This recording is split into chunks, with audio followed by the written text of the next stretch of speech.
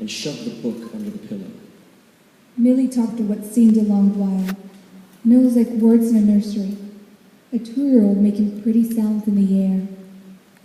Late in the night, he looked at Millie. Her seashell radio was stamped in her ear again, and she was listening to far people in far places. He lay massaging the back of his neck slowly.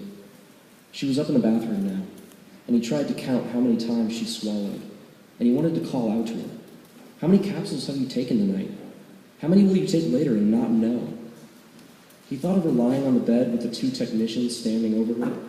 He remembered thinking that if she died, he was certain he wouldn't cry.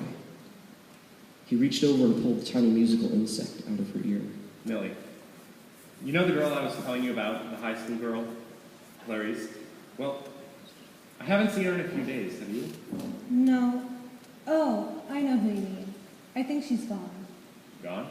I think she's dead. Whole family moved somewhere. We couldn't be talking about the same girl.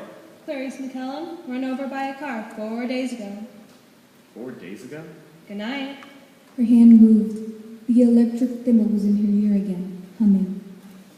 Outside the house, an autumn wind rose up and faded away. But there was something else in the silence. A hound. It's out there tonight.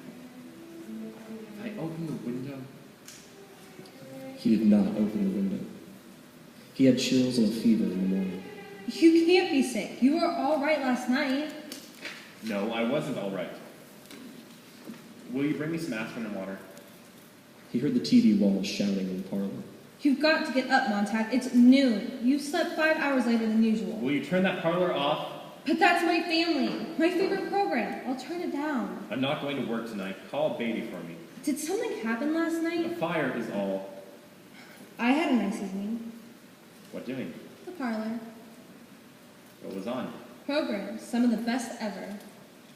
He pressed at the pain in his eyes, and suddenly the odor of kerosene made him vomit. Mildred came in humming and saw. Why'd you do that? He looked with dismay at the floor.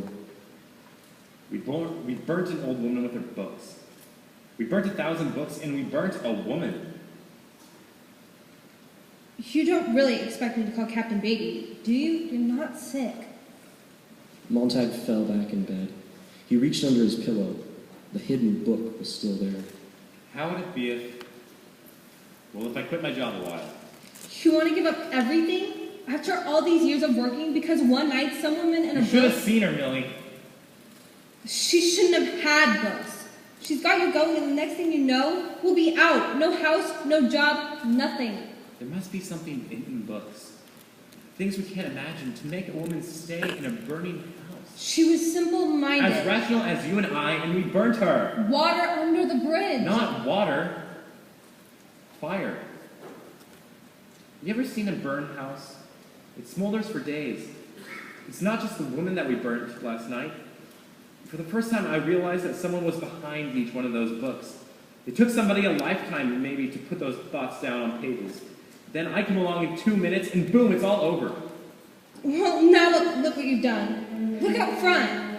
A car just drove up, and a man with an orange snake stitched on his arm is coming up the front walk. Captain Beatty! Montag did not move. He was looking into the cold whiteness of the wall immediately before him. Go let him in, will you? Tell him I'm sick. Montag made sure the book was well hidden behind the pillow, arranged the covers over his knees and across his chest, had sitting, and after a while, Millie went out of the room. Captain Beatty stood in, his hands in his pockets. Shut your relatives up. Millie rang out. The voices stopped yammering in the parlor. Captain Beatty sat in the most comfortable chair. Just thought I'd come by and see how the sick man is. How'd you guess? Well, I've seen it all. You're going to call for a night off. We'll take the night off.